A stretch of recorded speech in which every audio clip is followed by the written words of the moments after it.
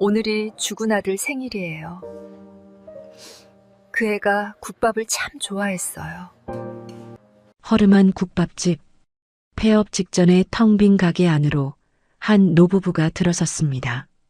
말로 표현 못할 깊은 슬픔이 어려 있었죠. 국밥을 천천히 비운 뒤 노부부는 깜짝 놀랐습니다. 지갑을 깜빡한 거예요. 국밥집 주인인 복순에겐 아픈 아들이 있었어요. 당장 수술비 5천만 원이 필요했지만 차마 노부부의 슬픈 눈을 외면하지 못했습니다. 괜찮습니다. 저도 아들 키우는 엄마라 그 마음 알 것 같아요. 제가 대접한 걸로 하겠습니다. 그때 그녀는 꿈에도 몰랐습니다.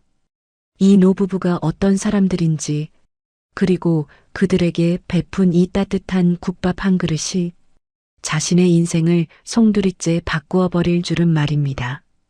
사연 시작 전 구독과 좋아요를 눌러주시고 어디서 듣고 계신지 댓글 남겨주시면 그곳으로 행운이 가득 깃들기를 바라겠습니다. 겨울 저녁 6시 종가 국밥의 낡은 간판은 전기세를 아끼려 아직 켜지 못했습니다. 희미한 실내 조명만이 텅 빈 가게를 비추고 있었죠. 복수는 낡은 행주로 테이블을 닦으며 깊은 한숨을 내쉬었습니다. 오늘도 손님은 10명이 채 되지 않았어요. 예전엔 점심시간만 되면 줄을 서서 기다렸던 가게였는데 이제는 하루 종일 파리만 날렸습니다. 그녀의 시선이 카운터 위에 놓인 휴대폰으로 향했습니다. 병원에서 온 문자 메시지가 화면을 밝히고 있었죠. 김민수 수술비 5천만 원, 금준의 입금 요망. 대학병원 원무과. 복순의 손이 미세하게 떨렸습니다. 아들 민수의 수술비 5천만 원. 그 숫자가 마치 거대한 산처럼 느껴졌어요. 눈가에 맺힌 눈물을 급히 닦아낸 복수는 앞치마 주머니에서 낡은 수첩을 꺼냈습니다. 빼곡히 적힌 숫자들. 정육점 외상값, 가스비, 전기세. 어느 것 하나 제대로 갚은 게 없었죠. 바로 그때였습니다. 가게 안전화기가 요란하게 울렸어요. 네, 여보세요? 수화기 너머로 거친 목소리가 터져나왔습니다. 박 사장, 가게 보증금 뺀다며? 그걸로는 어림도 없어. 이자만 해도 얼만데. 사채업자였습니다. 복수는 눈을 질끈 감았어요. 아들의 첫 수술비를 마련하려고 손을 댔던 사채가 이제는 목을 조르는 올가미가 되어버렸죠. 다음 주까지만 기다려주세요. 제발. 다음 주? 웃기지 마. 내일까지야. 안 그러면 가게 압류야, 압류. 전화가 끊어졌습니다. 복수는 주저앉을 듯 의자를 붙잡았어요. 30년. 시아버지께 이어받아 30년을 지켜온 가게가 이렇게 끝나는구나. 창밖으로 비가 내리기 시작했습니다. 겨울비는 차갑고 매정했죠. 복수는 텅 빈 홀을 둘러보았습니다. 낡은 테이블들, 기름때가 낀 벽, 세월의 흔적이 가득한 이곳. 하지만 이 모든 것보다 더 그녀의 가슴을 아프게 하는 건 병실에 누워있을 아들의 모습이었습니다. 민수는 얼마 전까지만 해도 건강한 청년이었어요. 대학을 졸업하고 취직 준비를 하며 엄마, 이제 내가 엄마 편하게 해드릴게요라고 말하던 착한 아들이었죠. 그런데 갑작스러운 심장 질환으로 쓰러진 후 모든 게 무너져 내렸습니다. 복수는 힘겹게 몸을 일으켰습니다. 아직 저녁 장사 시간이 남아 있었으니까요. 혹시 모르죠. 오늘 밤 기적처럼 손님이 몰려올지도. 그때였습니다. 문에 달린 종소리가 울렸어요. 비바람을 뚫고 누군가 들어왔습니다. 노부부였습니다. 남자는 70이 넘어 보였고 여자도 비슷한 나이였어요. 깨끗하게 관리된 코트를 입은 모습이 단정했습니다. 하지만 그들의 표정엔 말로 표현할 수 없는 슬픔이 어려 있었죠. 어서 오세요. 이런 날씨에 무슨 일이신지. 복순이 억지로 미소를 지으며 인사했습니다. 노부부는 구석 테이블에 조용히 앉았어요. 남자가 메뉴판을 보며 낮은 목소리로 말했습니다. 국밥 2그릇 주세요. 네, 알겠습니다. 금방 나올 거예요. 복수는 주방으로 들어가 뜨거운 국밥 2그릇을 정성스럽게 준비했습니다. 어차피 손님도 없으니 양도 넉넉히 담았죠. 김이 모락모락 나는 뚝배기를 들고 홀로 나온 복수는 노부부 앞에 조심스럽게 국밥을 내려놓았습니다. 맛있게 드세요. 노부부는 조용히 숟가락을 들었습니다. 뜨거운 국물을 한 모금 마신 여자의 눈가가 붉어졌어요. 그녀는 손수건을 꺼내 조용히 눈물을 닦았습니다. 남편이 아내의 손을 살며시 잡아주었어요. 그 모습을 본 복수는 뭔가 깊은 사연이 있구나 싶었지만 굳이 묻지 않았습니다. 누구에게나 남에게 말하기 힘든 아픔이 있는 법이니까요. 한참을 조용히 국밥을 먹던 아내가 작은 목소리로 말했습니다. 복순에게 들릴 듯 말 듯한 목소리였죠. 오늘이 우리 아들 생일이거든요. 남편이 아내의 어깨를 살짝 토닥였습니다. 그 애가 국밥을 참 좋아했어요. 그래서 생일마다 아들이 좋아했던 국밥집을 찾아다녀요. 복수는 가슴이 찡했습니다. 아들의 생일인데 아들과 함께 하지 못한다는 건 그 아픔을 누구보다 잘 알았으니까요. 혹시 멀리 떨어져 사는 건지 아니면 차마 생각하고 싶지 않은 일인지 노부부는 천천히, 정말 천천히 국밥을 비웠습니다. 마치 아들과의 추억을 하나씩 되새기듯이요. 드디어 식사를 마친 노부부가 자리에서 일어났습니다. 남자가 계산대로 다가왔어요. 그런데 주머니를 뒤적이던 그의 표정이 당황스럽게 변했습니다. 일을 어쩌나. 오늘 아들 생각에 정신이 없어서 지갑을 통째로 집에 두고 온 모양이요. 남자는 외투 주머니며 바지 주머니를 계속 뒤졌지만 지갑은 나오지 않았습니다. 아내도 놀란 표정으로 가방을 뒤적였지만 마찬가지였죠. 정말 죄송합니다. 제가 정신이 없어서 내일 꼭 갖다 드리겠습니다. 노부부의 얼굴이 붉어졌습니다. 평생 이런 일은 처음인 듯 당황스러워했어요. 복수는 그들의 모습을 보며 잠시 망설였습니다. 당장 10,000원이 아쉬운 상황이었죠. 하지만 노부부의 슬픈 눈빛이 자꾸만 가슴을 울렸습니다. 아들을 생각하며 국밥을 먹던 그 애잔한 모습이 괜찮습니다. 복순이 억지로 미소를 지었습니다. 저도 아들 키우는 엄마라 그 마음 알 것 같아요. 아드님 생일에 밥 한 끼 대접한 셈 칠게요. 어서 들어가세요. 비도 오는데. 노부부는 믿기지 않는다는 표정으로 복순을 바라보았습니다. 아니, 그럴 순 없습니다. 내일 꼭. 정말 괜찮아요. 돈보다 더 소중한 게 있잖아요. 아드님 생각하시느라 힘드셨을 텐데. 맘 편히 가세요. 복순의 진심 어린 말에 아내의 눈에서 또다시 눈물이 흘렀습니다. 정말 감사합니다. 이런 분이 아직 계시는군요. 노부부는 몇 번이나 고개를 숙이며 감사 인사를 했습니다. 그리고는 비 내리는 거리로 천천히 사라졌죠. 문이 닫히고 다시 정막이 찾아왔습니다. 복순의 얼굴에서 미소가 사라졌습니다. 복순은 노부부가 앉았던 자리를 치우며 생각했어요. 오늘 하루 번 돈이라곤 점심때 팔린 국밥 5그릇이 전부였습니다. 방금 2그릇은 공짜로 내줬으니. 하지만 이상하게도 후회는 되지 않았습니다. 아들을 그리워하는 부모의 마음. 그 아픔 앞에서 돈이 무슨 의미가 있을까요? 그녀는 무거운 한숨을 내쉬며 계산대 앞에 기대섰어요. 방금 전까지만 해도 따뜻한 온기로 가득했던 가게가 다시 차가운 현실로 돌아왔습니다.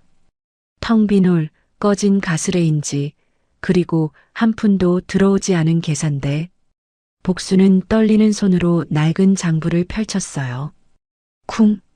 갑자기 가게 뒷문이 거칠게 열렸습니다.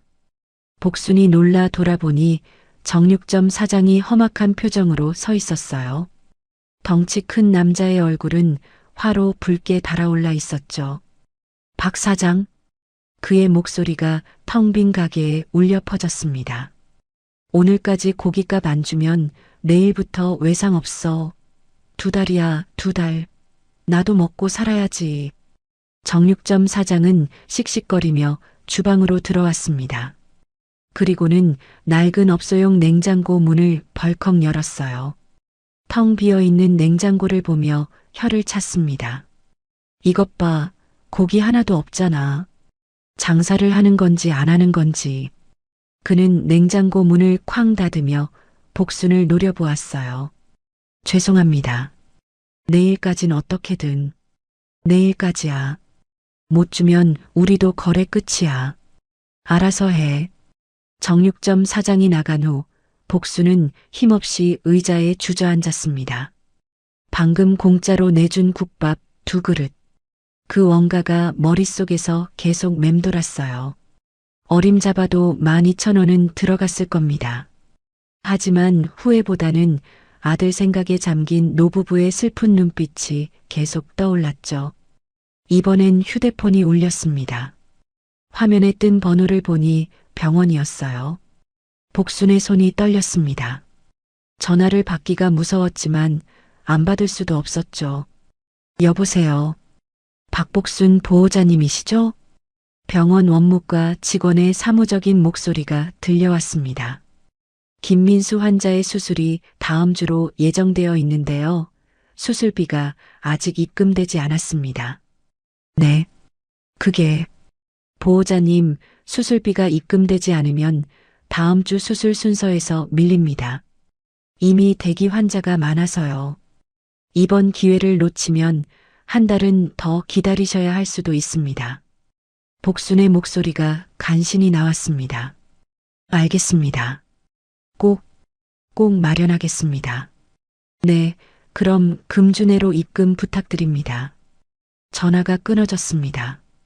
복순은 휴대폰을 든 채로 한참을 서 있었어요.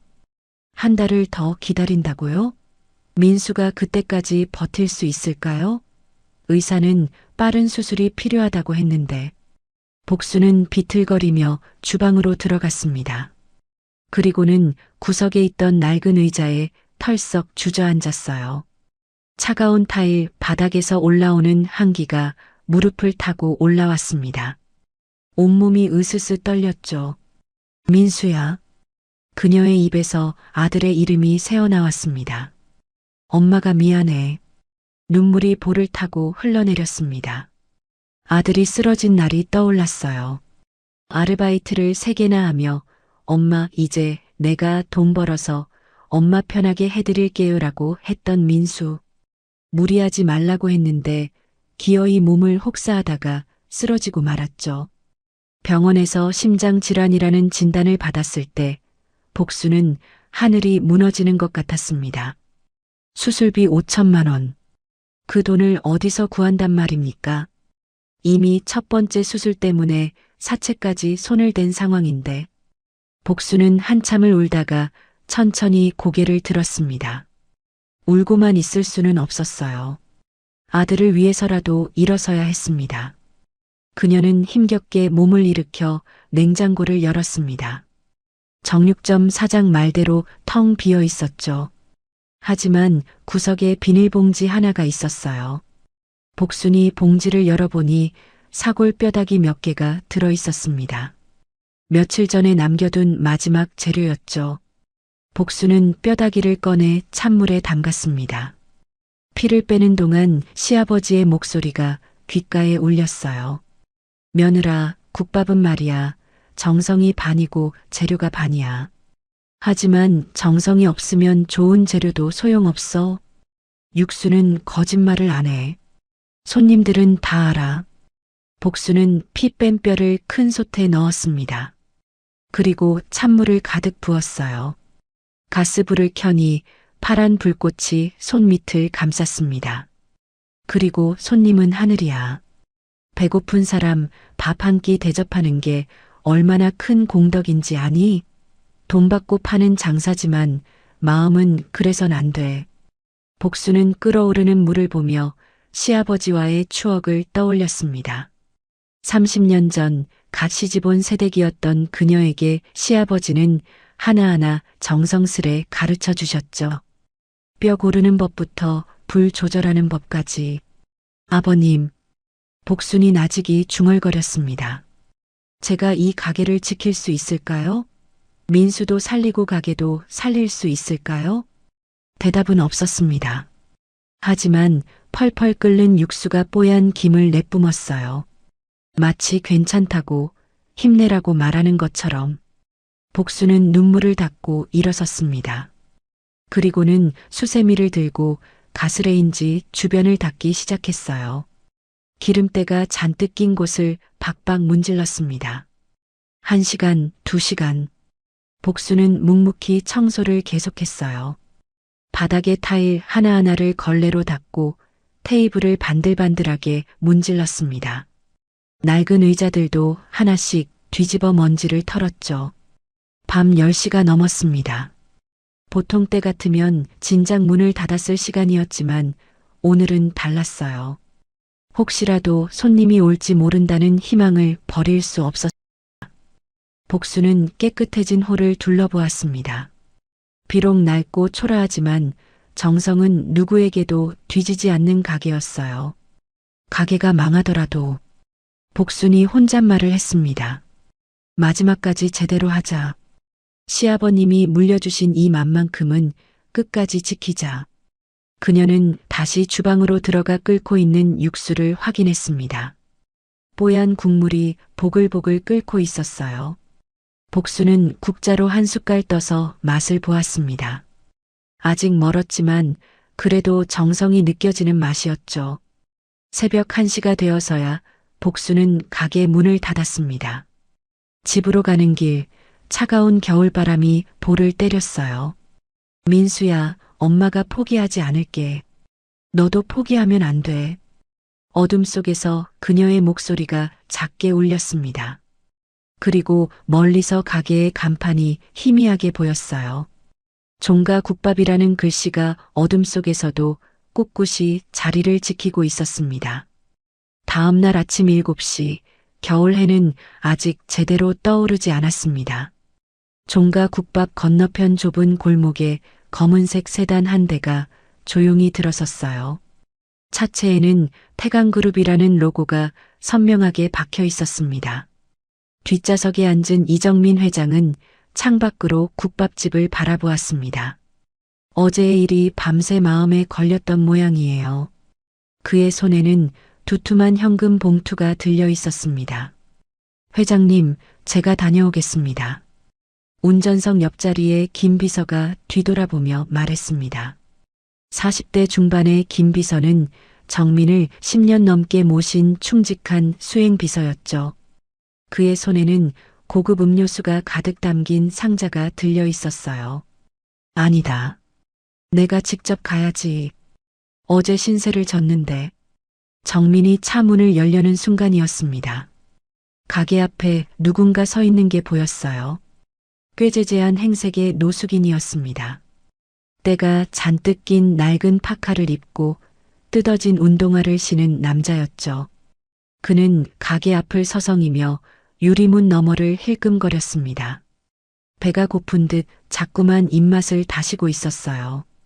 정민은 차에서 내리려던 동작을 멈췄습니다. 저 남자가 어떻게 할지 지켜보기로 했죠. 노숙인은 한참을 망설이다가 결국 돌아서려 했습니다. 그때였어요. 가게 문이 열리며 복순이 나왔습니다.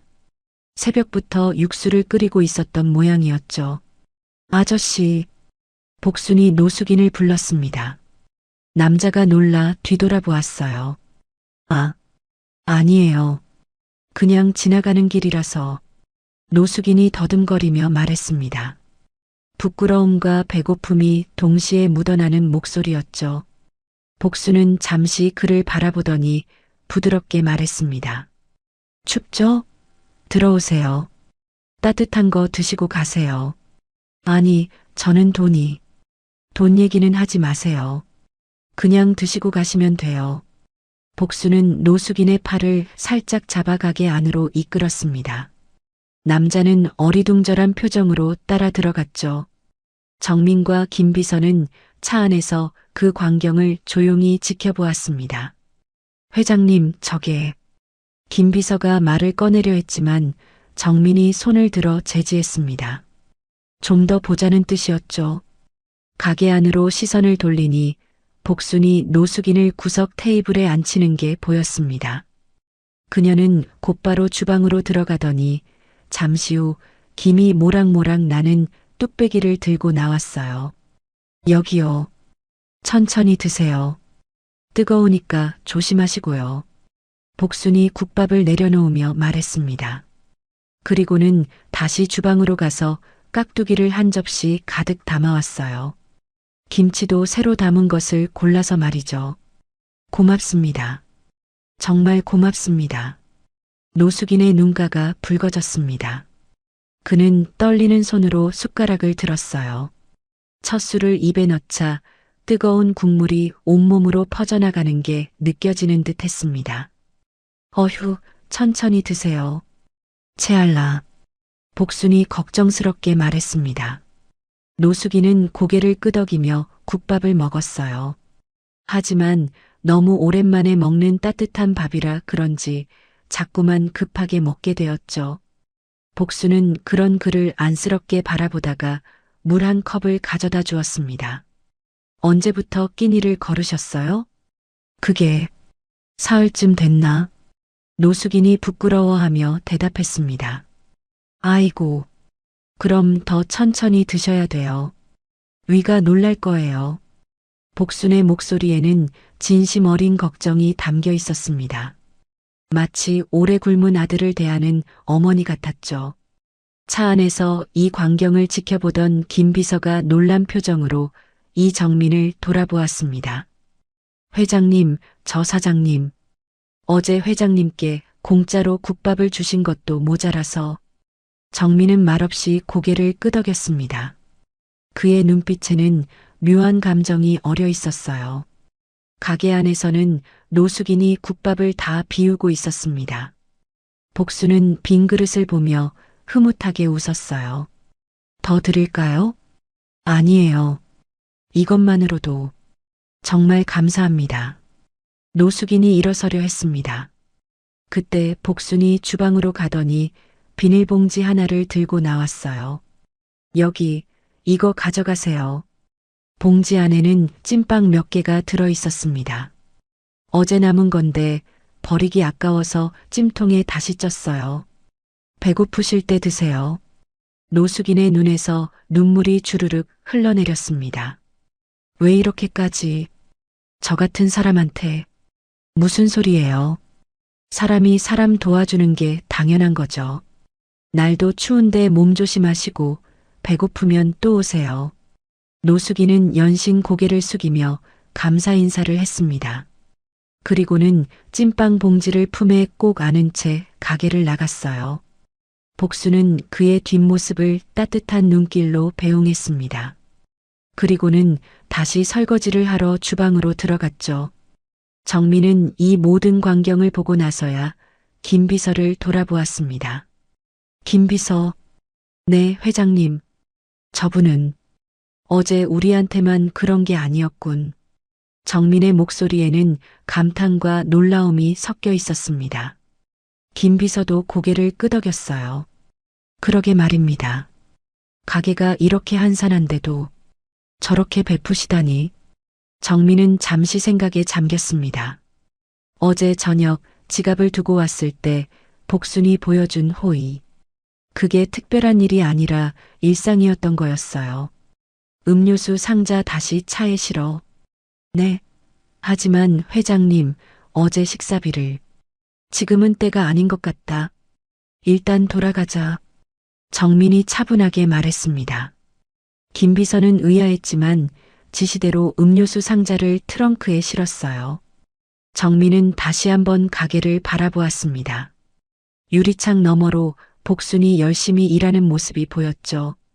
낡은 가게, 한산한 손님, 그럼에도 끊임없이 베푸는 그 마음.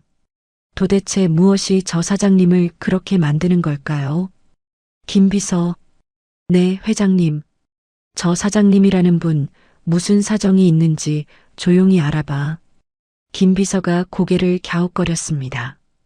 사정이라고 하시면 저렇게 다 퍼주다 간 가게가 나만 하겠어? 분명 무슨 사연이 있을 거야. 가게 상황이며 개인 신상이며 전부 알아보게. 알겠습니다. 그런데 회장님, 왜 갑자기? 정민이 창밖을 보며 나직이 말했습니다. 요즘 세상에 저런 사람이 아직 있다는 게 신기해서 그래. 선행도 좋지만 저러다간 정말 가게가 망하겠어. 뭔가 도와줄 방법이 있을지도 모르니까. 김비서는 정민의 눈빛에서 무언가를 읽었습니다. 10년을 모신 비서의 직감이었죠. 회장님이 진심으로 관심을 가지신다는 것을 며칠 안에 보고 드리겠습니다. 그래. 그리고 이 일은 조용히 해. 저 사장님이 눈치채면 안 돼. 네, 알겠습니다. 검은 세단은 소리 없이 골목을 빠져나갔습니다.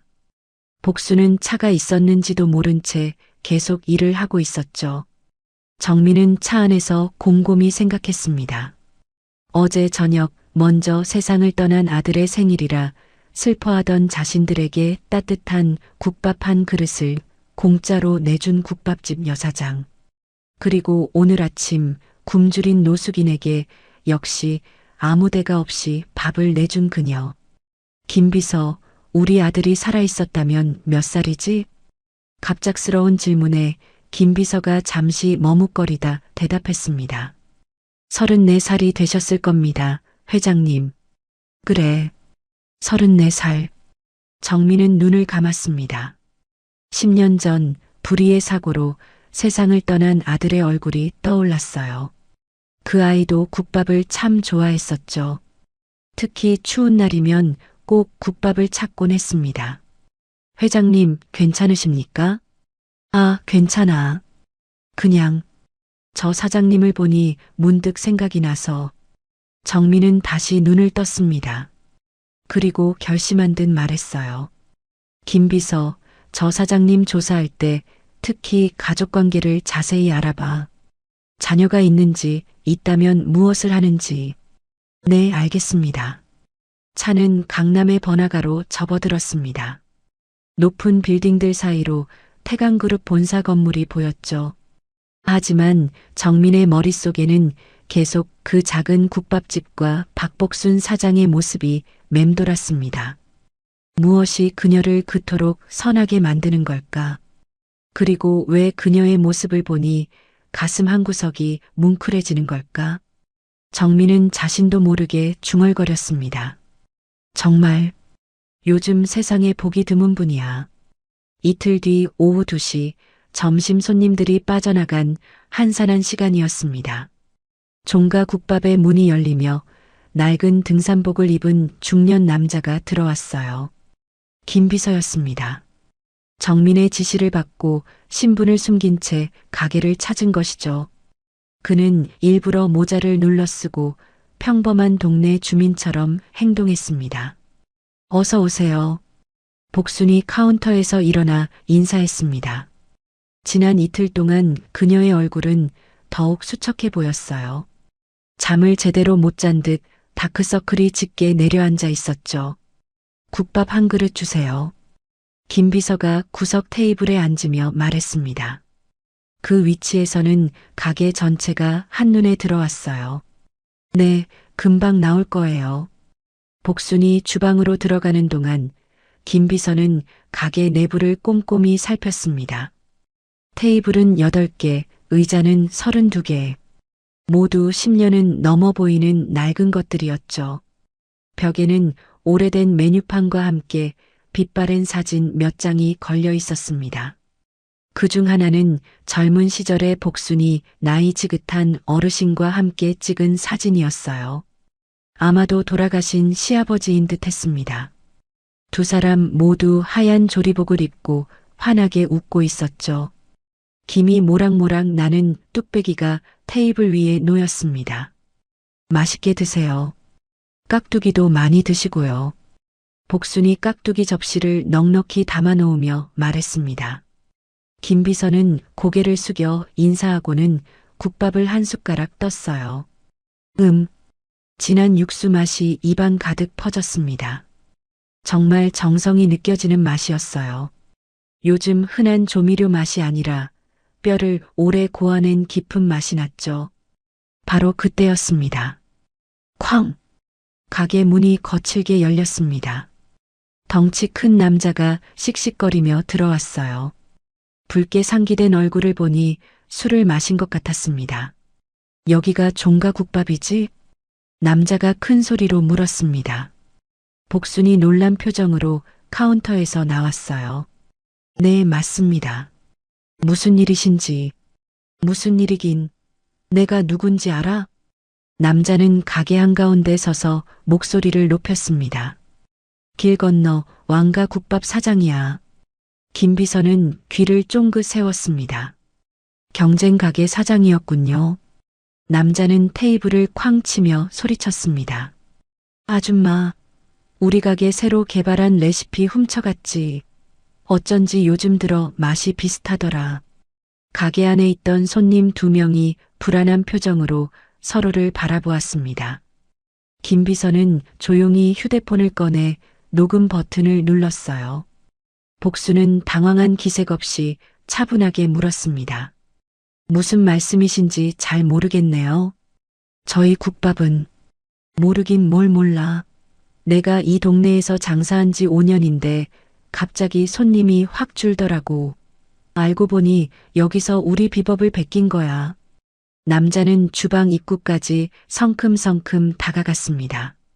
복순이 앞을 막아섰어요. 사장님, 오해가 있으신 것 같은데요. 오해? 웃기지 마. 내가 며칠 전에 여기 와서 먹어봤어. 우리 집이랑 똑같은 맛이 나더라고. 남자의 침이 튀었습니다. 하지만 복수는 물러서지 않았어요. 오히려 정중하게 고개를 숙였습니다.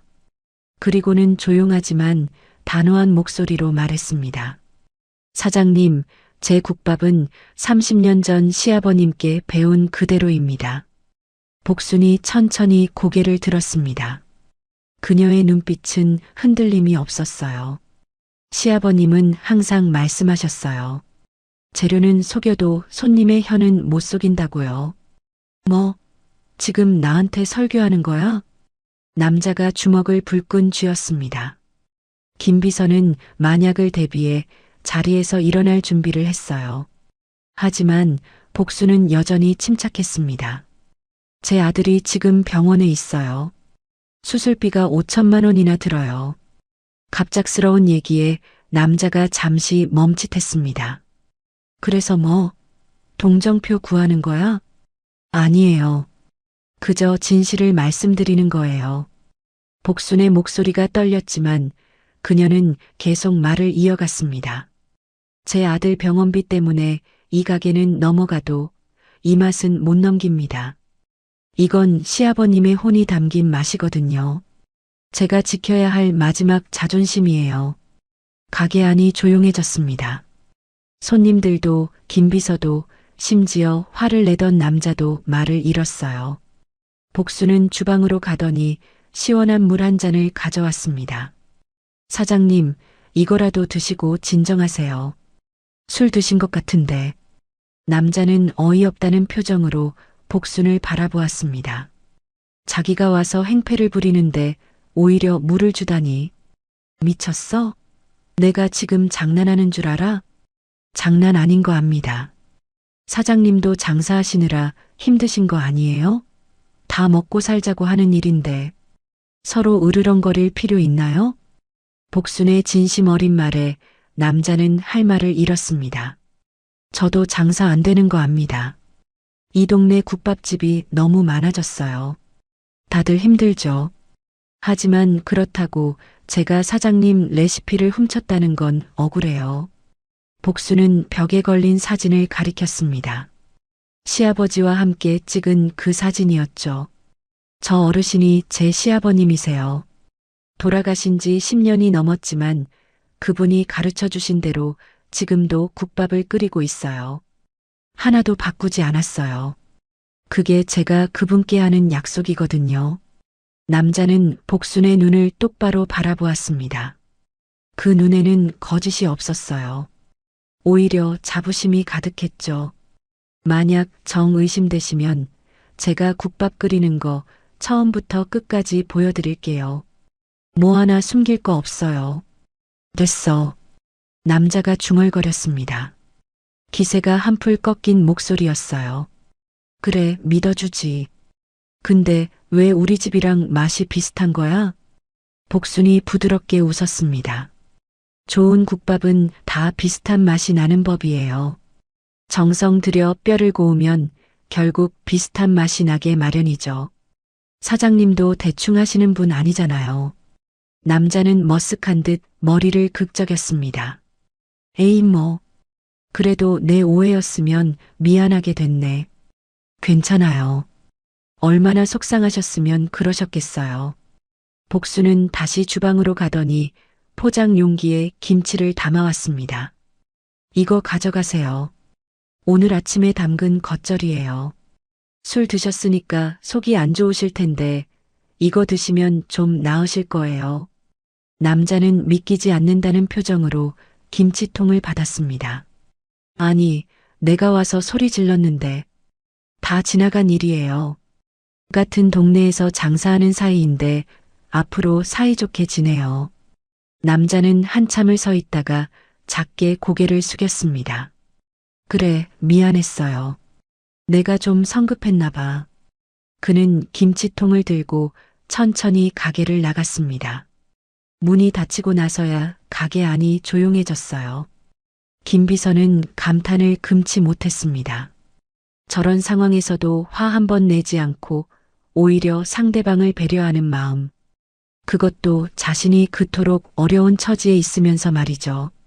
복수는 아무 일도 없었다는 듯 다시 일을 시작했습니다. 테이블을 닦고 그릇을 정리하고 바닥을 쓸었어요. 김비서는 국밥을 다 비우고 일어섰습니다. 계산대로 가며 지갑을 꺼냈어요. 얼마예요? 9,000원입니다. 김비서는 10,000원을 내밀었습니다. 잔돈은 됐어요. 맛있게 잘 먹었습니다. 아이고, 감사합니다.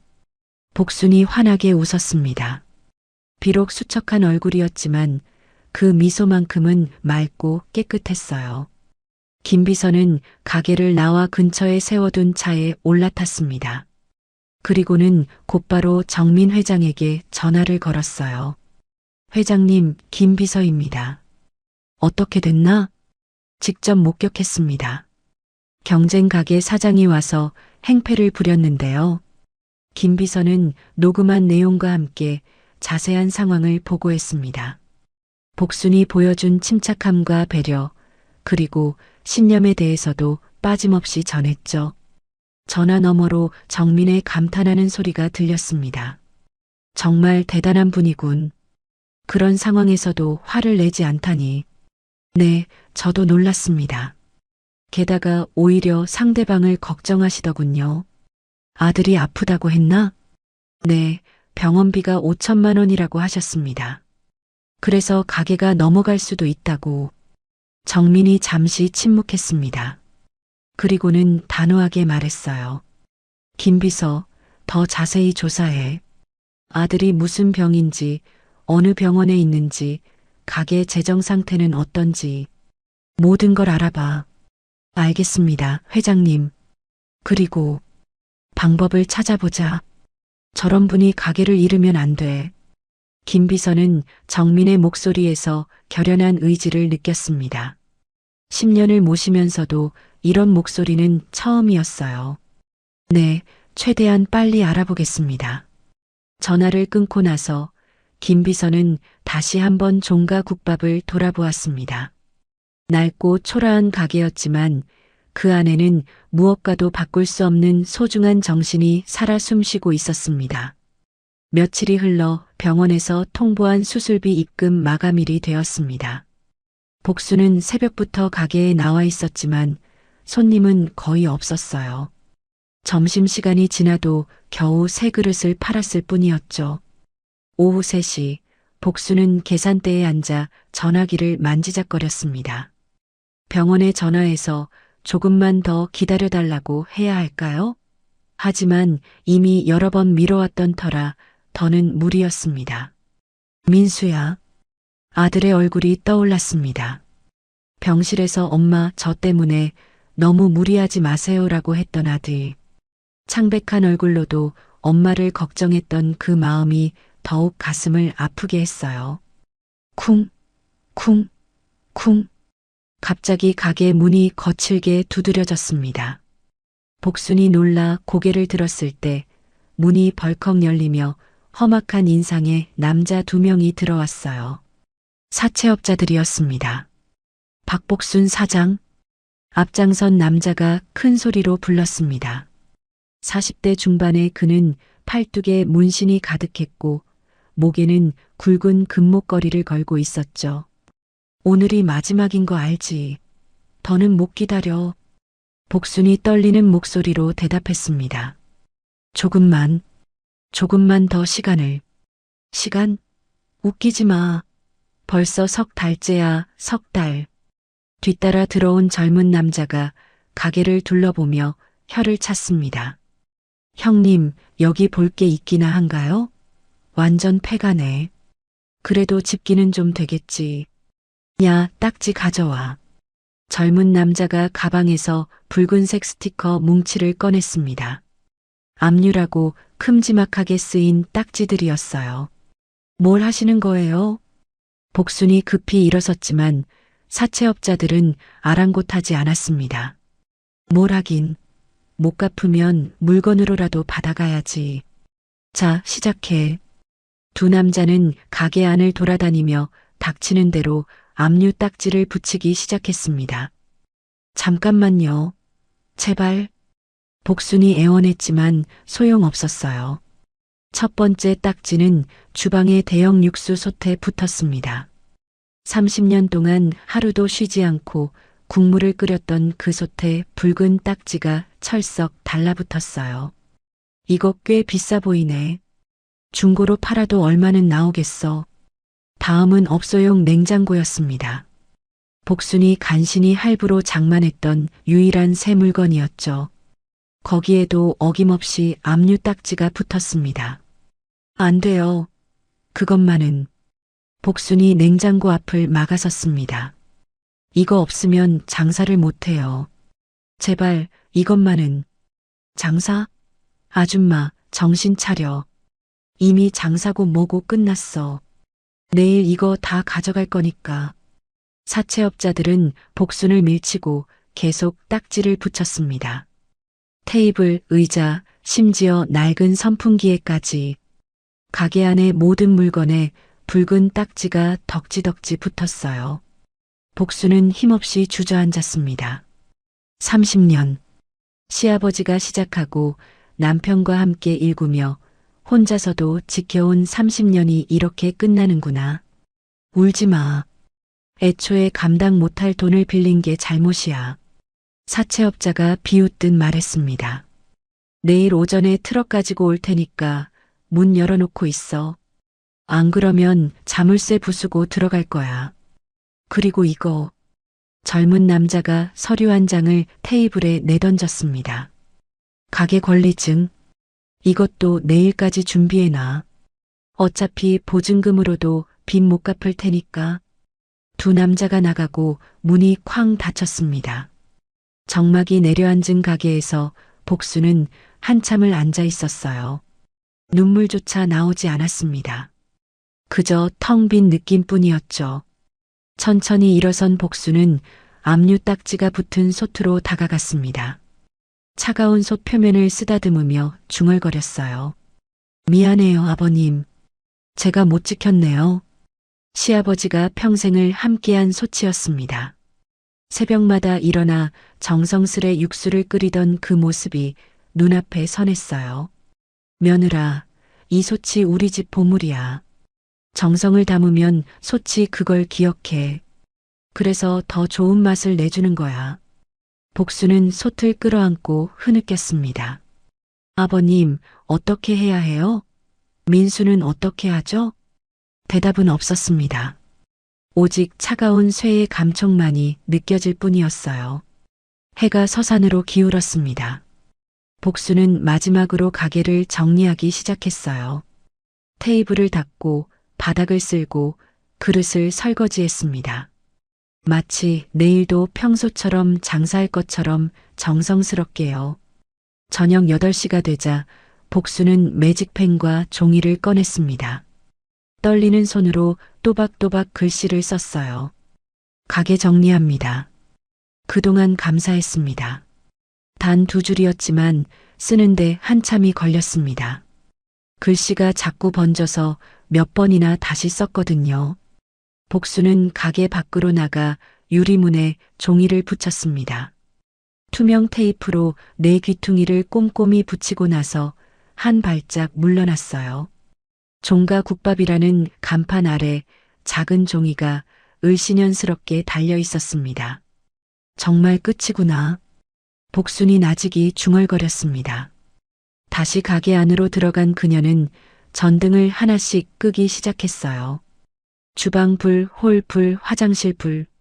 마지막으로 간판 스위치 앞에 섰습니다. 손을 뻗었다가 멈췄습니다.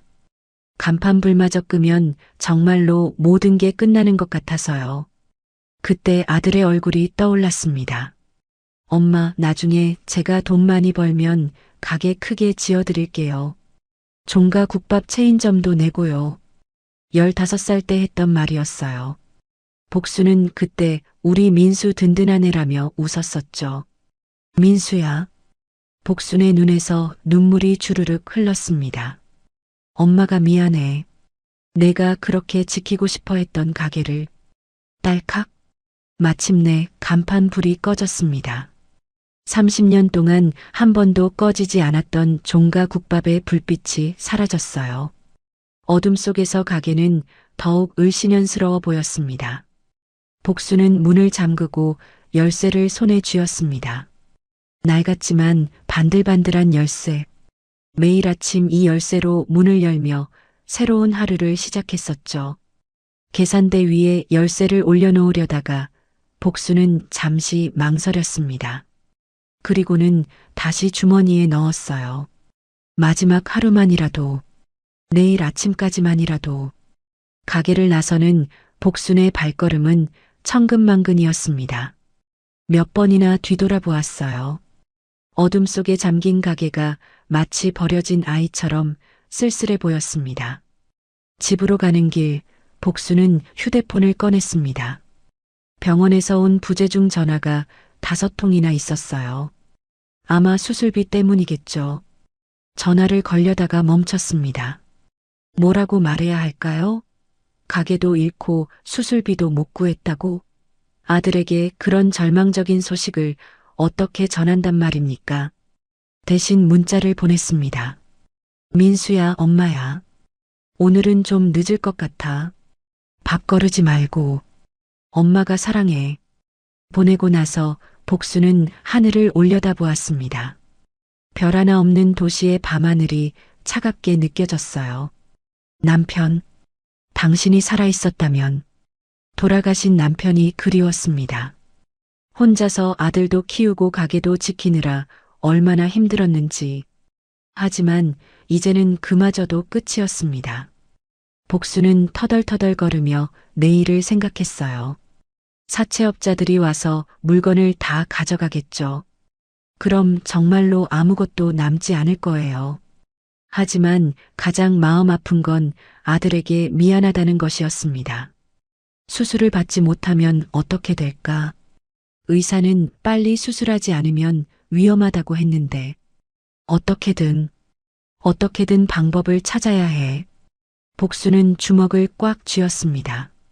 아직 포기할 수 없었어요. 아들을 위해서라면 무엇이든 해야 했습니다. 멀리서 다른 가게들의 불빛이 보였습니다. 환하게 빛나는 간판들이 오히려 쓸쓸하게 느껴졌어요.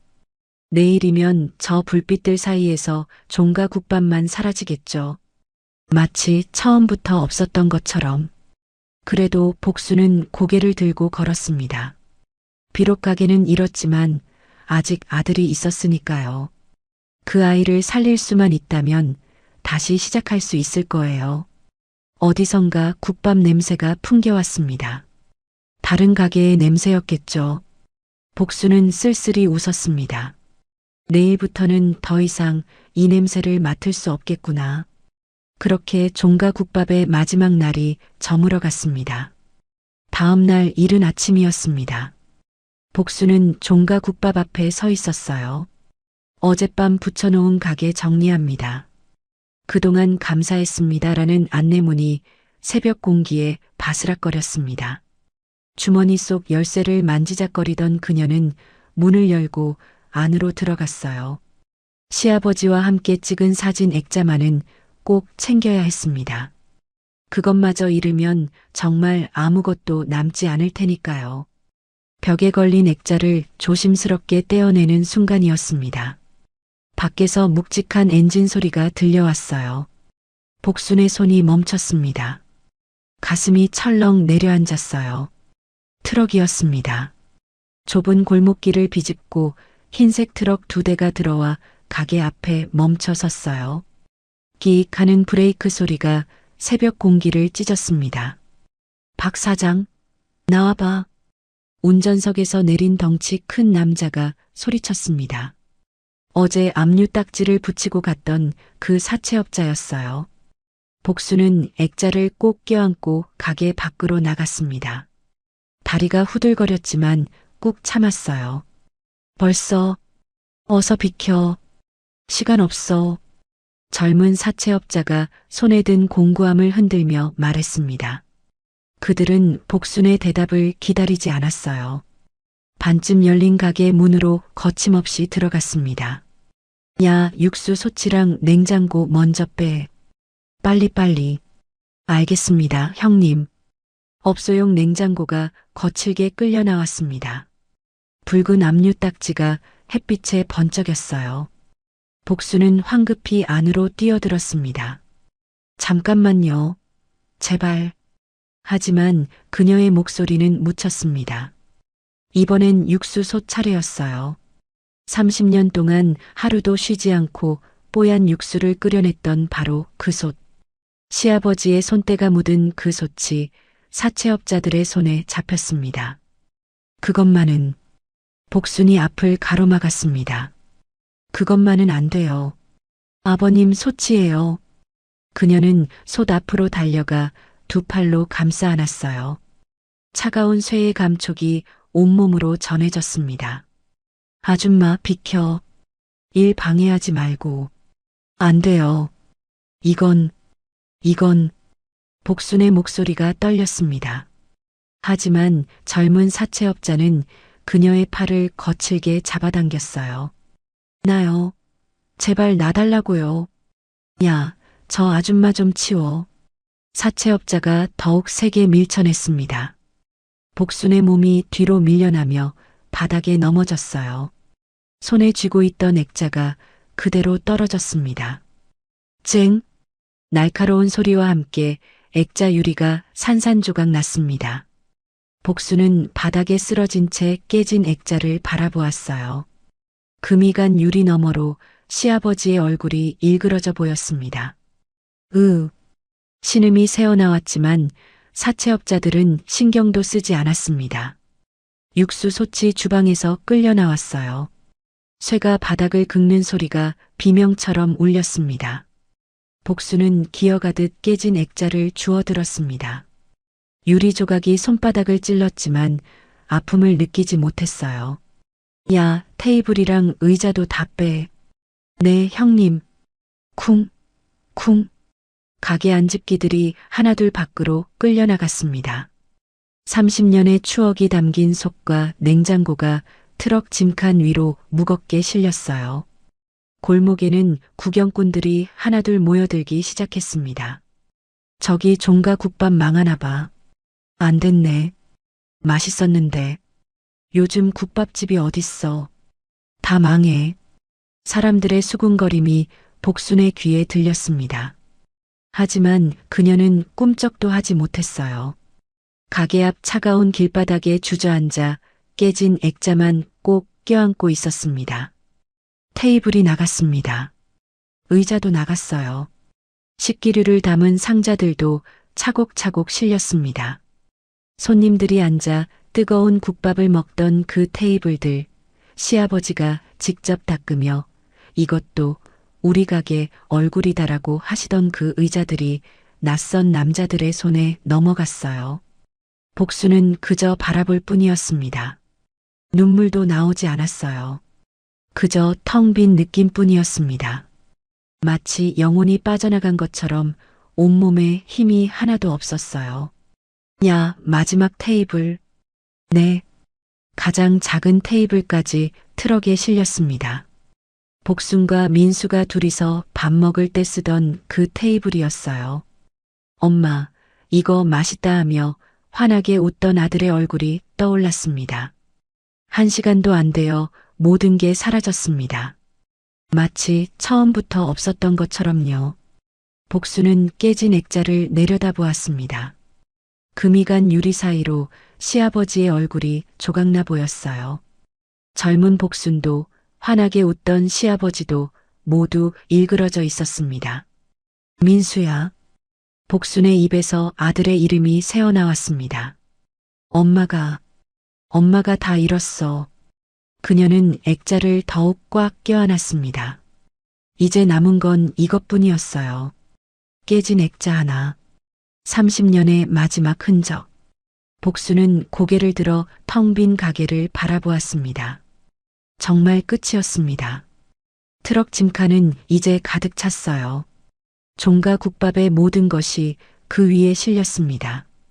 덩치 큰 사채업자가 손을 털며 차에 올라탔습니다. 자, 다 실었어. 출발. 알겠습니다.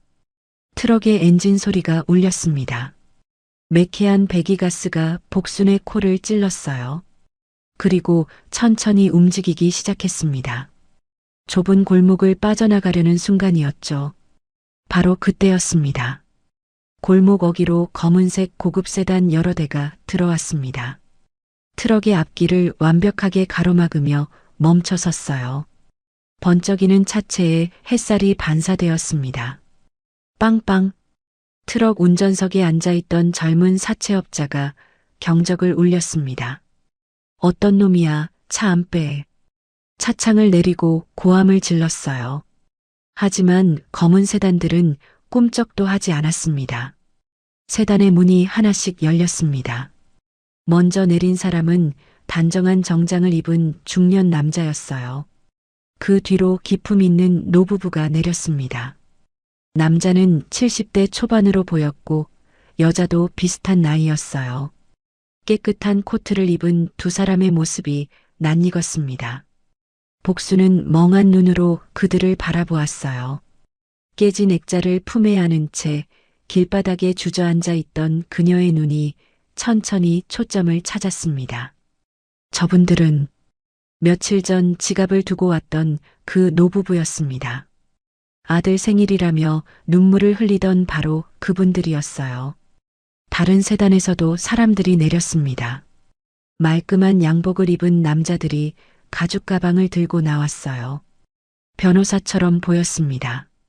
가장 눈에 띄는 건 차 문에 박힌 로고였어요. 선명한 금색 글씨로 태강그룹이라고 새겨져 있었습니다. 트럭 운전석에 있던 사채업자가 차에서 내렸습니다. 뒤따라 덩치 큰 사채업자도 조수석에서 내렸어요. 두 사람은 세단 쪽으로 성큼성큼 걸어갔습니다. 뭐야, 빚잔치 구경 왔어? 덩치 큰 사채업자가 팔짱을 끼며 말했습니다. 우린 합법적으로 빚 받으러 온 거야. 방해하지 말고 비켜. 목소리엔 여전히 기세가 있었지만 눈빛은 조금 흔들리고 있었어요. 태강그룹이라는 이름이 주는 무게감 때문이었습니다. 하지만 정민은 그들을 쳐다보지도 않았습니다. 그의 시선은 오직 한 곳, 길바닥에 주저앉아 깨진 액자를 껴안고 있는 복순에게 향해 있었어요. 정민은 천천히 복순 쪽으로 걸어갔습니다. 그의 아내 희수도 남편을 따라 조심스럽게 다가왔어요. 두 사람의 얼굴엔 안타까움이 가득했습니다. 어딜 껴들어. 덩치 큰 사채업자가 정민의 앞을 가로막았습니다. 그의 손이 정민의 어깨를 잡으려는 순간이었어요. 어디다 대고 손을 대. 날카로운 목소리가 골목에 울렸습니다. 정민 옆에 서 있던 김비서였어요. 그는 재빠르게 사채업자의 팔을 쳐냈습니다. 사채업자의 팔이 허공을 갈랐어요. 김비서가 사채업자를 똑바로 바라보며 말했습니다. 이분이 태강그룹 이정민 회장님이시다. 그 말이 떨어지자 골목이 순간 조용해졌습니다. 사채업자들의 얼굴에서 혈색이 빠져나갔어요. 태강그룹, 국내 굴지의 대기업. 그 이름 앞에서 그들의 허세는 한순간에 무너졌습니다. 회장님? 젊은 사채업자가 더듬거렸습니다. 덩치 큰 사채업자는 한 발 뒤로 물러섰어요. 그의 손이 미세하게 떨렸습니다. 정민은 그들을 돌아보지도 않았습니다. 그저 복순에게 다가가 무릎을 굽혔어요. 깨진 액자를 꼭 안고 있는 복순의 어깨에 손을 얹었습니다. 박복순 사장님. 정민의 목소리는 부드러웠습니다. 괜찮으십니까? 복순은 고개를 들어 정민을 바라보았어요. 눈물도 말라버린 그녀의 눈에 당혹스러움이 떠올랐습니다. 어르신, 그날 말이 제대로 나오지 않았습니다. 상황이 전혀 이해되지 않았어요. 왜 그 노부부가 여기 있는 걸까요? 왜 이렇게 많은 사람들과 함께 온 걸까요? 희수가 복순의 옆에 앉았습니다. 그녀는 부드럽게 복순의 등을 쓰다듬었어요. 많이 놀라셨죠? 이제 괜찮아요. 다 괜찮을 거예요. 희수의 목소리엔 진심 어린 위로가 담겨 있었습니다. 복순의 눈가가 붉어졌어요. 며칠 만에 처음으로 따뜻한 말을 들은 것 같았습니다. 정민은 천천히 일어나 뒤를 돌아보았습니다. 김비서에게 작게 턱짓을 했어요. 김비서가 고개를 끄덕이며 변호사들에게 신호를 보냈습니다. 가죽 가방을 든 변호사 2명이 사채업자들에게 다가갔어요. 잠깐, 우린 합법적으로. 덩치 큰 사채업자가 변명하려 했지만 변호사는 그의 말을 끊었습니다. 채무전액 대위 변제권입니다. 변호사가 서류철을 펼쳐 보였어요. 깔끔하게 정리된 서류들이 햇빛에 하얗게 빛났습니다. 박복순 사장님의 모든 채무를 태강그룹 복지재단에서 대신 변제합니다. 여기 서명하시죠. 변호사가 펜을 꺼내 사채업자에게 내밀었습니다. 사채업자들은 서로를 바라보았어요. 어떻게 해야 할지 몰라 당황한 표정이었습니다. 태강그룹이라는 이름 앞에서 감히 거부할 수도 없었어요. 그리고 변호사가 트럭을 가리키며 말했습니다. 트럭에 실은 짐 전부 원위치 시키시고요. 네. 젊은 사채업자가 되물었습니다. 지금 당장 내리라는 말입니다. 채무가 변제되었으니 압류는 무효입니다. 변호사의 목소리는 단호했습니다. 사채업자들은 더 이상 할 말이 없었어요. 서명하겠습니다. 덩치 큰 사채업자가 떨리는 손으로 펜을 받아들었습니다. 서류에 이름을 적는 그의 손이 계속 떨렸어요. 몇 번이나 잘못 쓰다가 겨우 서명을 마쳤습니다. 자, 이제 짐을 내리시죠. 변호사가 서류를 챙기며 말했습니다. 사채업자들은 마지못해 트럭으로 향했어요. 짐칸 위에 실린 집기들을 다시 내리기 시작했습니다. 조금 전까지만 해도 거칠게 던지듯 실었던 그들이 이번엔 조심스럽게 내렸어요. 육수 솥이 먼저 내려왔습니다. 햇빛을 받아 은은하게 빛나는 솥을 두 사람이 함께 들어가게 안으로 옮겼어요. 냉장고도 내려왔습니다. 테이블과 의자들도 하나씩 제자리로 돌아갔습니다. 복수는 그 광경을 멍하니 바라보았어요. 방금 전까지 모든 것을 잃었다고 생각했는데 이제 다시 돌아오고 있었습니다. 꿈을 꾸는 것 같았어요. 이게 무슨... 복순이 중얼거렸습니다. 희수가 그녀의 손을 꼭 잡아주었어요. 조금만 기다려주세요. 곧 다 설명해 드릴게요. 희수의 눈가도 촉촉이 젖어 있었습니다. 복순의 처지가 남의 일 같지 않았어요. 아들을 잃은 어머니로서 아들을 살리려는 어머니의 마음이 너무나 잘 이해되었습니다. 구경꾼들이 다시 모여들었습니다. 조금 전까지 수군거리며 복순을 불쌍히 여기던 사람들이었어요. 하지만 이제는 놀라움으로 가득한 표정이었습니다. 사람들의 목소리가 들렸지만 복순의 귀엔 들어오지 않았어요. 그녀는 여전히 현실감이 없었습니다. 사채업자들이 마지막 테이블까지 가게 안에 들여놓았습니다. 모든 집기가 제자리로 돌아왔어요. 붉은 압류 딱지만 그대로 붙어 있었지만 이제 그건 아무 의미가 없었습니다. 다 내렸습니다. 덩치 큰 사채업자가 고개를 숙이며 말했습니다. 조금 전의 기세는 온데간데 없었어요. 변호사가 서류를 확인하고 고개를 끄덕였습니다. 가보셔도 좋습니다. 네네. 사채업자들은 황급히 트럭에 올라탔어요. 시동을 걸고 골목을 빠져나가려 했지만 검은 세단들이 막고 있었습니다. 김 비서가 손짓하자 세단들이 천천히 비켜섰어요. 트럭이 골목을 빠져나갔습니다. 배기가스를 뿜으며 멀어지는 트럭을 아무도 쳐다보지 않았어요. 정민이 다시 복순에게 다가왔습니다. 그는 무릎을 굽히고 복순과 눈높이를 맞췄어요. 박복순 사장님. 정민의 목소리가 조용히 울렸습니다. 이제 일어나시죠. 이야기를 나눌 게 많습니다. 복순은 정민을 바라보았어요. 그의 눈빛엔 진심이 담겨 있었습니다. 며칠 전 그 슬픈 눈빛이 아니었어요. 이제는 따뜻함과 결연함이 함께 있었습니다. 희수가 복순의 팔을 잡아 일으켜 세웠습니다. 복순은 비틀거리며 일어섰어요. 깨진 액자를 여전히 품에 안고 있었습니다. 어르신, 도대체 왜? 복순의 목소리가 떨렸습니다. 정민이 부드럽게 웃었습니다. 안으로 들어가시죠. 차분히 말씀드리겠습니다. 그는 복순을 가게 안으로 이끌었어요. 희수도 그녀를 부축하며 함께 들어갔습니다. 김 비서와 변호사들도 뒤따랐어요. 방금 전까지 텅 비어있던 가게가 이제 사람들로 가득 찼습니다. 하지만 이번엔 다른 의미였어요.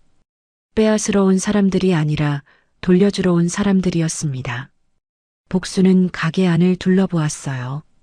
육수 솥이 제자리에 있었습니다.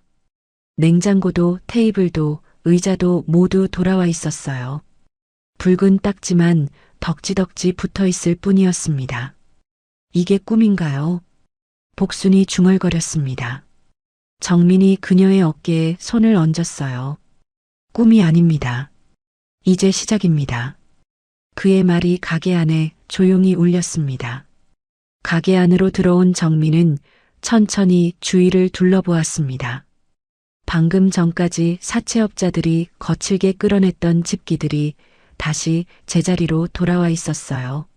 하지만 여전히 붉은 압류 딱지들이 덕지덕지 붙어 있었습니다. 복수는 가게 한가운데 서서 믿기지 않는다는 표정으로 주위를 바라보았어요. 손에는 여전히 깨진 액자가 들려 있었습니다. 유리 조각이 손바닥을 찌르고 있었지만 느끼지 못하는 것 같았어요. 정민이 복순에게 다가갔습니다. 그는 코트 안주머니에서 깨끗한 손수건을 꺼냈어요. 그리고 조심스럽게 복순이 들고 있는 액자에 손을 뻗었습니다. 제가 좀 봐도 되겠습니까? 정민의 목소리는 부드러웠습니다. 복순은 고개를 끄덕였어요. 정민은 손수건으로 액자에 묻은 먼지를 조심스럽게 닦아냈습니다. 깨진 유리 조각들도 하나씩 털어냈어요. 액자 속 사진이 조금씩 선명해졌습니다.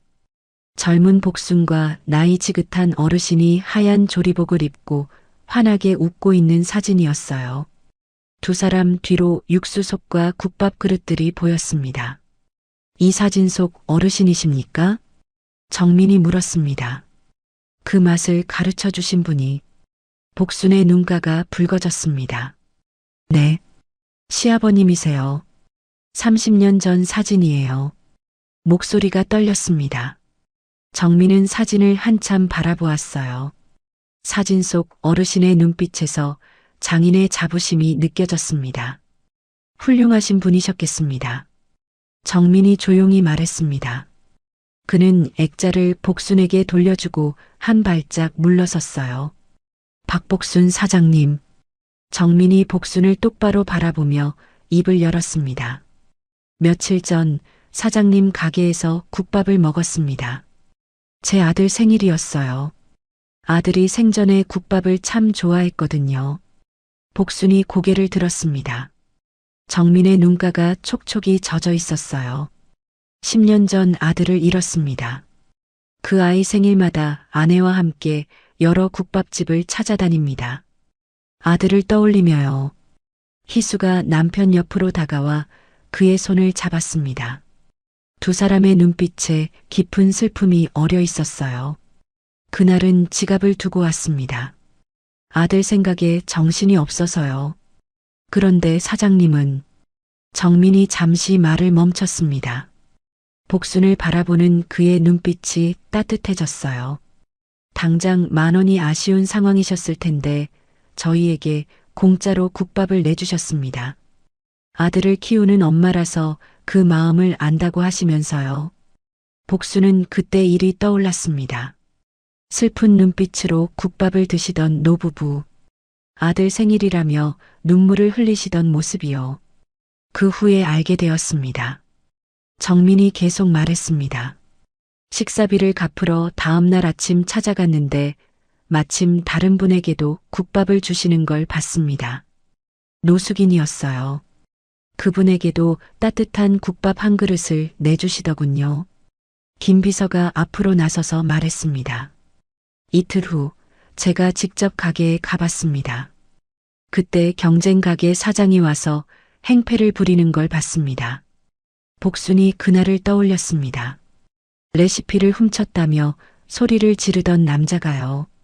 그런데 사장님은 화를 내지 않으셨습니다. 오히려 정중하게 말씀하셨죠.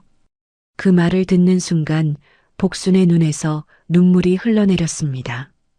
그날의 절박함이 다시 떠올랐어요. 정민이 다시 입을 열었습니다. 아드님 수술비 때문에 모든 걸 포기하는 순간에도 사장님은 신념을 포기하지 않으셨습니다. 선행도 멈추지 않으셨고요. 정민의 목소리에 감동이 묻어났습니다. 그 정직함과 인품에 큰 감명을 받았습니다. 돈이 아니라 신념으로 사는 분이시더군요. 복순은 눈물을 닦으려 했지만 손이 떨려 제대로 닦이지 않았어요. 희수가 다가와 자신의 손수건으로 복순의 눈물을 닦아주었습니다. 고맙습니다. 복순이 떨리는 목소리로 말했습니다. 하지만 전 아무것도 아닙니다. 정민이 복순의 말을 끊었습니다. 사장님이 보여주신 것은 돈으로 살 수 없는 것입니다. 그는 김 비서에게 고개를 끄덕였어요. 김 비서가 서류 2장을 꺼내 복순에게 건넸습니다. 복순은 떨리는 손으로 서류를 받았습니다.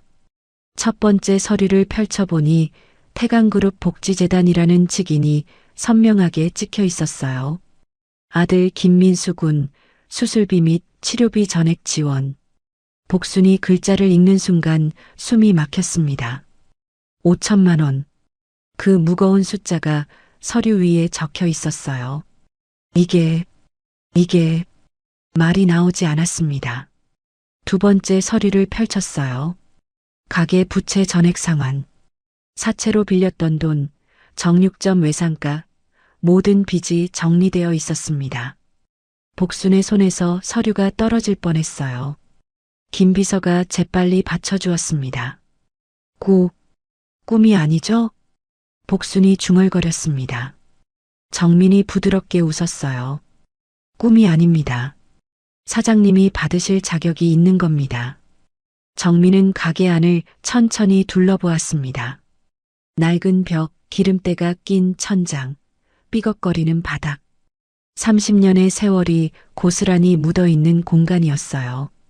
이곳은 사장님의 정성을 담기엔 너무 낡고 협소합니다. 복순이 고개를 들었습니다. 정민의 얼굴에 진지함이 어려 있었어요. 김 비서가 태블릿을 꺼내 정민에게 건넸습니다. 정민은 화면을 복순에게 보여주었어요. 화면에는 화려한 건물 사진이 떠 있었습니다. 유리로 된 외벽이 햇빛을 받아 반짝이고 넓은 로비가 보였어요. 태강그룹 강남 본사 신사옥이라는 설명이 적혀 있었습니다. 새로 완공된 저희 본사입니다. 1층에 사장님을 위한 자리를 마련해드리고 싶습니다. 복순의 눈이 커졌습니다. 저를요? 네. 종가 국밥을 그곳에서 다시 시작하시는 겁니다. 정민이 화면을 넘겼어요. 넓은 주방과 깔끔한 홀이 보였습니다. 임대료는 받지 않겠습니다. 사장님의 신념을 그곳에서 계속 이어가시는 건 어떻겠습니까? 복순은 믿기지 않는다는 표정으로 화면을 바라보았어요. 자신의 낡은 가게와는 너무나 달랐습니다. 하지만 저 같은 사람이 그런 곳에 사장님은 대한민국 최고의 장인이십니다. 정민이 단호하게 말했습니다. 30년 동안 한 가지 맛을 지켜오신 분입니다. 돈이 아니라 신념으로 사신 분이고요. 그는 복순의 두 손을 잡았습니다. 이것은 동정이 아닙니다. 저희 태강그룹의 투자입니다. 복순의 눈에서 눈물이 주르륵 흘러내렸습니다. 정민의 목소리에 확신이 가득했습니다. 복순은 더 이상 참을 수 없었어요. 감사합니다. 정말 목이 메어 말을 잇지 못했습니다. 복순은 정민의 손을 꼭 잡았어요. 그리고 깨진 액자를 가슴에 안은 채 고개를 숙였습니다. 감사합니다. 감사합니다. 같은 말을 계속 반복했습니다. 눈물이 바닥에 떨어져 작은 얼룩을 만들었어요. 희수가 다가와 복순을 끌어안았습니다. 두 여자는 한참을 그렇게 있었어요. 아들을 잃은 어머니와 아들을 살리려는 어머니. 두 사람의 눈물이 섞였습니다. 이제 괜찮아요. 희수가 복순의 등을 토닥이며 속삭였습니다. 아드님 수술 잘 받으실 거예요. 가게도 다시 시작하실 거고요. 복순은 고개를 끄덕였습니다. 얼마 만에 느껴보는 희망인지 몰랐어요. 정민이 김 비서를 바라보았습니다. 병원에 연락해. 김민수 씨 수술 일정 최우선으로 잡아달라고. 알겠습니다, 회장님. 김 비서가 즉시 전화기를 꺼내 들었습니다. 복순은 서류를 다시 한번 바라보았어요. 아들의 이름이 적힌 그 서류가 너무나 소중했습니다. 민수가 살 수 있어요. 복순의 목소리가 떨렸습니다. 정민이 고개를 끄덕였어요. 물론입니다. 최고의 의료진이 수술할 겁니다. 복순은 깨진 액자를 내려다보았습니다. 사진 속 시아버지가 환하게 웃고 계셨어요. 아버님, 민수를 살릴 수 있어요. 가게도 다시 시작할 수 있고요. 복순이 액자를 가슴에 꼭 안았습니다. 차가웠던 유리가 이제는 따뜻하게 느껴졌어요.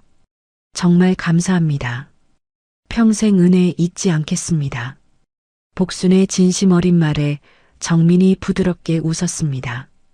은혜가 아닙니다. 서로에게 필요한 일입니다. 그는 가게를 다시 한번 둘러보았어요. 사장님의 신념이 더 많은 사람들에게 전해지길 바랍니다. 그것이 제가 바라는 겁니다. 복순은 고개를 들어 정민을 바라보았습니다. 그의 눈빛에서 진심을 느낄 수 있었어요. 김 비서가 전화를 끊고 다가왔습니다. 회장님, 병원에서 내일 당장 수술 준비하겠답니다. 잘했네. 정민이 만족스럽게 고개를 끄덕였습니다. 몇 달이 흘렀습니다. 태강그룹 강남 본사 신사옥의 유리문이 열리며 정장을 입은 직장인들이 쏟아져 나왔어요. 점심시간이었습니다. 사람들의 발걸음이 모두 한 곳으로 향했어요. 1층 로비 가장 눈에 잘 띄는 곳에 고급스러운 나무 현판이 걸려 있었습니다. 종가국밥. 그 아래 작은 글씨로 신스 1995라고 새겨져 있었어요. 30년 전통을 자랑하는 표시였습니다. 현판 아래로 환한 조명이 비치는 매장 안이 보였어요. 깔끔한 대리석 바닥, 현대적인 테이블과 의자, 최신식 주방 설비. 하지만 가장 중심에는 익숙한 것이 있었습니다. 시아버지의 육수 솥이었어요. 낡았지만 반들반들하게 닦인 그 솥이 새 주방 한가운데 자리 잡고 있었습니다. 솥에서는 뽀얀 김이 모락모락 피어올랐어요. 복수는 그 앞에 서 있었습니다. 낡은 앞치마 대신 새하얀 조리복을 입고 있었어요. 깨끗하게 다려진 옷에는 명예이사라는 명찰이 달려 있었습니다. 머리에는 위생모를 단정하게 쓰고 있었고요. 그녀 주위로 젊은 조리사 4명이 둘러서서 집중하고 있었습니다. 육수는 정성입니다. 복순이 국자로 솥을 저으며 말했습니다. 시아버님이 늘 하시던 말씀이에요. 재료를 속일 수는 있어도 손님의 혀는 속일 수 없다고요. 젊은 조리사들이 고개를 끄덕였어요. 그들의 눈빛에 진지함이 가득했습니다. 뼈를 고를 때 가장 중요한 건 신선도입니다. 하지만 그것보다 더 중요한 게 있어요. 복순이 잠시 말을 멈추고 조리사들을 바라보았습니다. 마음입니다. 이 국밥을 먹을 손님을 생각하는 마음이요. 그녀의 목소리에는 30년의 경험이 묻어났습니다. 배고픈 사람에게 밥 한 끼 대접하는 게 얼마나 큰 일인지 아세요? 어쩌면 그 사람의 하루를 바꿀 수도 있는 일이에요. 조리사들의 표정이 숙연해졌습니다. 한 명이 손을 들었어요. 명예이사님, 불 조절은 어떻게 하나요? 약한 불로 오래 끓이는 게 비결입니다. 급하게 끓이면 육수가 탁해져요. 천천히 정성스럽게 기다려야 합니다. 복순이 가스불을 조절하며 설명했습니다. 최소 12시간은 끓여야 해요. 밤새 지켜보면서요. 밤새요? 젊은 조리사가 놀라 물었습니다. 네. 30년 동안 그렇게 해왔어요. 육수는 거짓말을 안 하거든요. 복순의 얼굴에 미소가 번졌습니다. 예전의 수심 어린 표정은 온데간데 없었어요. 이제는 평온함과 자신감이 가득했습니다. 매장 밖에서 누군가 노크를 했습니다. 유리문 너머로 정민 회장이 보였어요. 복순이 반갑게 손을 흔들었습니다. 정민이 안으로 들어왔습니다. 준비는 잘 되어 가십니까? 네, 회장님. 내일 오픈 준비 다 끝났어요. 복순이 대답했습니다. 정민이 주방을 둘러보았어요. 좋습니다. 첫날부터 손님이 많을 겁니다. 준비 단단히 하세요. 걱정 마세요. 30년 해온 일인걸요. 복순의 목소리에 자신감이 넘쳤습니다. 다음 날 아침 개업식이 열렸습니다. 태강그룹 임직원들이 1층 로비에 모였어요. 정민 회장이 직접 테이프 커팅을 했습니다. 복수는 그 옆에 서서 환하게 웃었어요. 종가국밥 정식 오픈합니다. 사회자의 목소리가 울렸습니다. 박수가 터져 나왔어요. 점심시간이 되자 직장인들이 몰려들기 시작했습니다. 회장님이 직접 모셔온 맛집이래.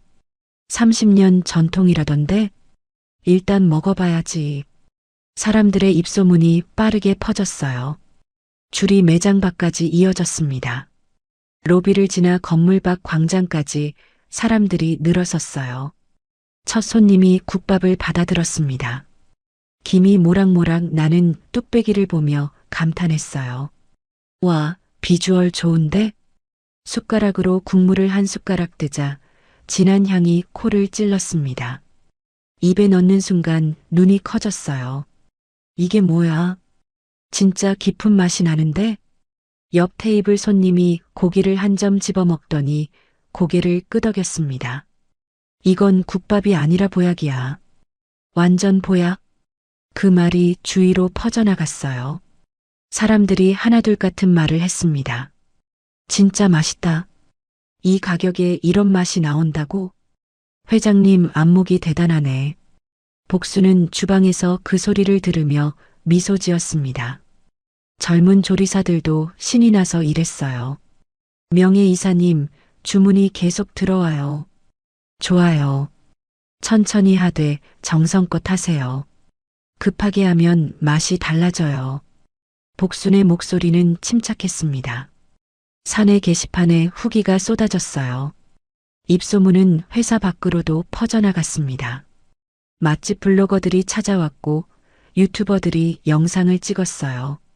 SNS에 사진이 올라가기 시작했습니다. 복수는 매일 새벽 4시에 출근했습니다. 육수를 끓이기 위해서였어요. 예전 좁은 가게에서 하던 것처럼 밤새 솥을 지켰습니다. 명예이사님, 너무 무리하시는 거 아니에요? 젊은 조리사가 걱정스럽게 물었습니다. 괜찮아요. 이게 제 일이니까요. 복순이 웃으며 대답했습니다. 그녀의 얼굴에는 피곤함보다 기쁨이 가득했어요. 시간이 더 흘렀습니다. 2년 후 어느 봄날이었습니다. 복수는 주방에서 육수를 끓이고 있었어요. 김 비서가 급히 들어왔습니다. 명예이사님, 큰일 났어요. 무슨 일이에요? 복순이 놀라 돌아보았습니다. 미슐랭 가이드에 등재됐어요. 종가국밥이요. 김 비서가 태블릿을 들어 보였습니다. 화면에는 미슐랭 가이드 로고와 함께 종가국밥이라는 글씨가 선명했어요. 정말요? 복순의 눈이 커졌습니다. 네, 그것뿐만 아니에요. 뉴욕타임스에도 났어요. 김 비서가 다른 기사를 보여주었습니다. 한국의 정과 장인 정신이 담긴 소울푸드, 종가국밥. 영어로 쓰인 제목이 눈에 들어왔어요. 복순의 사진도 함께 실려 있었습니다. 이제 예약이 석 달치까지 찼어요. 해외에서도 문의가 쏟아지고 있고요. 김 비서의 목소리에 흥분이 묻어났습니다. 복순은 잠시 멍하니 화면을 바라보았어요. 믿기지 않았습니다. 좁은 골목의 작은 국밥집이 세계적인 맛집이 되다니요. 회장님이 찾으십니다. 축하드린다고요. 김 비서가 웃으며 말했습니다. 복수는 천천히 고개를 끄덕였어요. 그리고 육수 솥을 바라보았습니다. 뽀얀 김이 여전히 피어오르고 있었어요. 아버님, 복순이 작게 중얼거렸습니다. 여기까지 왔어요. 그녀의 눈가가 촉촉이 젖었습니다. 바로 그때였습니다. 엄마, 익숙한 목소리가 들렸어요. 복순이 돌아보니 민수가 서 있었습니다. 건강해진 얼굴로 환하게 웃고 있는 아들이었어요. 깔끔한 정장을 입고 명찰을 달고 있었습니다. 종가국밥 경영이사 김민수라고 적혀 있었어요. 들었어요? 미슐랭이래요. 민수가 뛰어와 복순을 안았습니다. 복순도 아들을 꼭 껴안았어요. 2년 전 수술은 성공적이었습니다. 태강재단의 지원으로 최고의 의료진이 집도했고 민수는 완벽하게 회복했어요. 그 후 어머니 곁으로 돌아왔습니다. 이제는 종가국밥의 경영을 맡아 복순을 돕고 있었어요. 엄마 덕분이에요. 엄마가 포기하지 않으셔서 제가 살았어요. 민수의 목소리가 떨렸습니다. 아니야.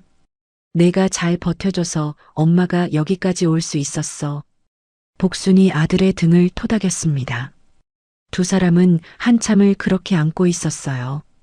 주방의 다른 조리사들도 뭉클한 표정으로 지켜보았습니다. 민수가 복순에게서 떨어지며 말했습니다. 엄마, 오늘 예약 문의가 100건 넘게 들어왔어요. 다음 달 예약까지 거의 다 찼고요. 그래, 그럼 직원을 더 뽑아야겠구나. 이미 면접 일정 잡았어요. 엄마는 요리만 하세요. 경영은 제가 다 알아서 할게요. 민수의 목소리에 자신감이 넘쳤습니다. 복순이 아들의 어깨를 두드렸어요.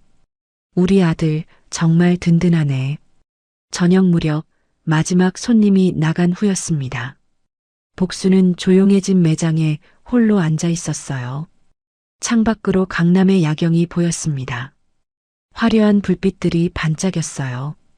그녀는 품에서 작은 액자를 꺼냈습니다. 새로 유리를 끼워 복원한 시아버지와의 사진이었어요. 아버님, 복순이 사진을 바라보며 말했습니다. 이제 알 것 같아요. 마지막 재료가 뭔지요. 사진 속 시아버지가 환하게 웃고 있었습니다. 희망이었어요. 육수에 들어가는 마지막 재료는 희망이었던 거예요. 복순의 목소리가 매장에 조용히 울렸습니다. 절망 속에서도 포기하지 않는 마음, 내일을 믿는 마음, 그게 바로 맛의 비결이었네요. 그녀는 액자를 가슴에 안았어요. 고맙습니다, 아버님. 이 맛 끝까지 지킬게요. 복수는 천천히 일어나 주방으로 갔습니다. 육수 솥이 여전히 보글보글 끓고 있었어요. 내일도 새벽 4시에 출근할 것입니다. 내일도 정성스럽게 육수를 끓일 거예요. 내일도 배고픈 사람들에게 따뜻한 국밥 한 그릇을 내줄 것입니다. 그것이 복순의 일이었고 그것이 그녀의 삶이었습니다. 복순은 국자로 육수를 저으며 미소 지었습니다. 뽀얀 김이 그녀의 얼굴을 감쌌어요. 매장 밖으로 강남의 밤이 깊어가고 있었습니다. 그 후 어느덧 풍요로운 추석 명절이 다가왔습니다. 저녁이었죠. 가게 안가장 따뜻하고 아늑한 방 안에는 웃음소리가 끊이지 않고 있었습니다. 회장 부부와 복순, 그리고 이제는 완치되어 늠름한 청년이 된 아들 민수가 한자리에 모여 있었죠. 네 사람은 마치 오래전부터 함께해온 진짜 가족처럼 명절 음식을 나누며 정겨운 시간을 보내고 있었습니다. 사모님, 갈비찜 좀 더 드세요. 이거 오늘 저희 민수가 사모님 드시라고 아침부터 직접 재운 겁니다. 복순이 환하게 웃으며 희수의 그릇에 정갈하게 음식을 덜어주었어요. 희수는 그런 복순의 손을 따뜻하게 잡아주었습니다. 고맙습니다. 어쩜 이렇게 맛이 좋아요? 이사님이 벌써 어머님 손맛을 닮았나 봐요. 희수의 얼굴에는 10년간 드리워져 있던 아들 잃은 슬픔의 그늘 대신 자애로운 미소가 가득했습니다. 민수가 맑은 술을 잔에 채워 이 회장에게 깍듯하게 올렸습니다. 회장님, 많이 드십시오. 저희 어머니가 두 분 생각하며 오늘 새벽부터 준비하신 겁니다. 이 회장은 묵묵히 민수가 따라주는 술잔을 받았습니다. 그는 건강하고 늠름한 민수를 바라보며 10년 전 잃어버린 자신의 아들을 떠올리곤 했죠. 민수 이사, 이 회장이 나직이 불렀습니다. 자네가 이렇게 건강하게 우리 곁에 있어주는 것만으로도 우린 더 바랄 게 없어. 그의 목소리에는 깊은 감동과 고마움이 묻어났습니다. 자네 어머니의 그 굳은 신념이 자네를 살린 게야. 그리고 자네가 우리 부부에게 다시 와주었지. 이 회장 부부는 잃었던 아들의 빈자리를, 복순과 민수 모자는 벼랑 끝 절망 속에서 찾은 새로운 가족의 온기를 느끼고 있었습니다. 네 사람은 서로의 가장 아픈 상처를 보듬어주며 그렇게 세상에서 가장 따뜻한 가족이 되어가고 있었어요. 같은 날 저녁 9시가 다 되어가는 늦은 시간이었습니다. 가족들과의 식사를 마치고 복수는 마지막으로 주방을 정리하고 있었어요. 그때였습니다. 가게 입구, 자동 유리문 밖에서 한 학생이 서성이는 것이 보였습니다. 키는 훌쩍 컸지만 몸은 깡마른 남학생이었어요. 낡고 해져서 소매가 짧아진 교복, 어깨는 축 처진 것이 며칠은 굶은 듯 지쳐 보였습니다. 학생은 가게 입구에 붙은 큼지막한 가격표를 한참이나 바라보았습니다. 종가국밥 9,000원. 그 돈이 없었던 모양이에요. 학생은 주머니를 뒤적여 보기도 하고 침을 꿀꺽 삼키기도 했습니다. 몇 번이나 망설이던 학생은 결국 고개를 푹 숙인 채 발길을 돌리려 했습니다. 주방에서 그 모습을 지켜보던 복순의 손이 멈췄습니다. 순간 머릿속이 아득해지며 몇 년 전의 그날이 파노라마처럼 스쳐 지나갔습니다. 아들 수술비 5천만 원. 내일까지 갚아. 라던 사채업자의 협박. 전기세도 아끼려 간판 불도 켜지 못했던 그 캄캄한 가게. 그리고 그 절망 속으로 들어섰던 아들 잃은 노부부의 슬픈 눈빛. 복수는 자신도 모르게 절박했던 자신의 모습을 떠올렸습니다. 그녀는 재빨리 앞치마에 손을 닦고 가게 밖으로 나갔어요. 학생. 차가운 밤 공기에 어깨를 움츠리며 돌아가려던 학생의 어깨를 붙잡았습니다. 학생이 화들짝 놀라 돌아보았어요. 돈이 없는 것을 들킨 것만 같아 얼굴이 홍당무처럼 붉어졌죠. 학생. 잠깐만. 복순이 환하게 웃으며 말했습니다. 밥 먹고 가요. 학생의 눈이 커졌습니다. 아, 제가, 돈이, 괜찮아요. 복순이 학생의 등을 가볍게 밀며 가게 안으로 이끌었습니다. 오늘은 내가 쏩니다. 복순은 학생을 가장 따뜻한 자리에 앉혔습니다. 이거 먹고 힘내서 열심히 공부해요. 학생도 나중에 어른이 돼서 이렇게 배고픈 사람 보면 밥 한 끼 따뜻하게 사주면 돼요. 과거 그녀가 절박함 속에서 베풀었던 그 선행이 이제 더 큰 선행이 되어 다시 세상 속으로 순환되는 순간이었습니다. 학생은 고개를 들지 못했습니다. 어깨가 가늘게 떨리고 있었죠. 곧이어 김이 모락모락 나는 뜨거운 국밥 한 그릇이 학생 앞에 놓였습니다.